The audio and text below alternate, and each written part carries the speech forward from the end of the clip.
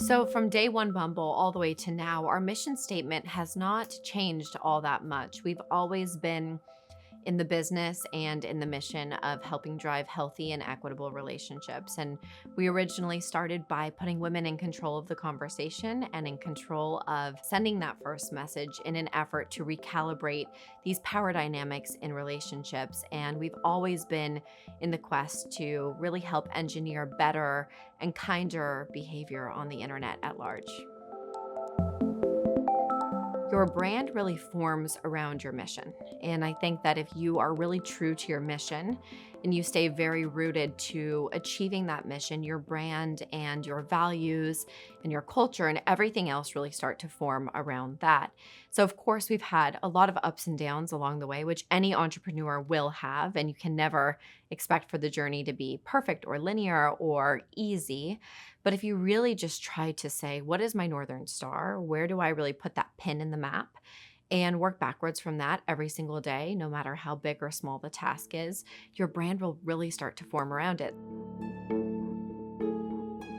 The early Bumble customer was really women that we could identify with. It was looking at women that were going through similar struggles, right? I had experienced a lot of harassment on the internet, and I had also experienced what I felt were inequitable exchanges in relationships. And so I was really on this quest to recalibrate the way I felt. Anyone that is starting a business is generally trying to solve some type of problem that they've lived through. And when you're going through a problem, there's a very big chance that others are going through that same challenge. And so that was really how we started out, by identifying the early audience. And we're really so motivated and so inspired by the opportunity to take this to all new demographics and new audiences on a global level.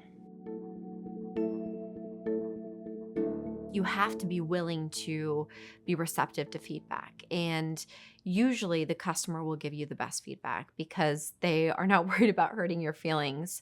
And they are the ones that are actually troubleshooting in a very genuine way. And so early on throughout Bumble, and still to this day, our customer drives the majority of the changes and innovations that we make. Very early on Bumble, women had to make the first move in 24 hours. However, for heterosexual matches, the man could respond whenever. There was no time set. And this was a misstep on our part. But it was the customer base that told us and said, hey, this doesn't feel fair. This doesn't feel equitable. Please change this. And so we did immediately. And so that's just one very small example of how you have to be receptive to feedback and you have to listen. And the customer will be your greatest guiding light. They actually were the ones that set the stage for Bumble BFF early on. And we're really excited to see what they come up with next. As a founder and as a CEO, it is on you as an entrepreneur to be able to decipher what matters most. And so we've always really tried to make informed decisions for the mission, even if it meant sacrificing a huge growth opportunity or a short-term win, really saying, how do we stay the course for the long term?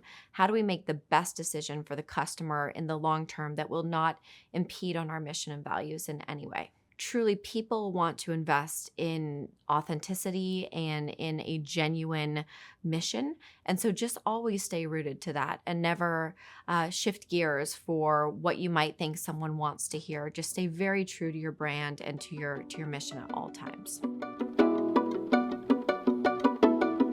The prioritization of yourself or different components of your life when you're starting a business can feel almost impossible. And I am certainly not the poster child for the perfect work-life balance over the years, but what I've realized is your business is only as healthy and happy and successful as your team. And you as a founder, you as an entrepreneur, you are part of that team. And so it's important to stay strong for everybody else as well, but for yourself. So we've really put a huge emphasis on this year, going through these very unprecedented, challenging times with the pandemic and working from home. Now it is really not just a nice to have, but it is actually foundational to our business to make sure our team is prioritizing work-life balance. And we've rolled out a whole new suite of benefits, and we are going going to continuously improve in this category. And my advice to founders is you don't have to wait until you're 4, 5, 6, 7, 8, 9, 10 years into a business. You don't have to burn the candle at both ends. It's not the most productive long-term strategy. And so even if you're starting a company right now, make this a priority today, not years from now.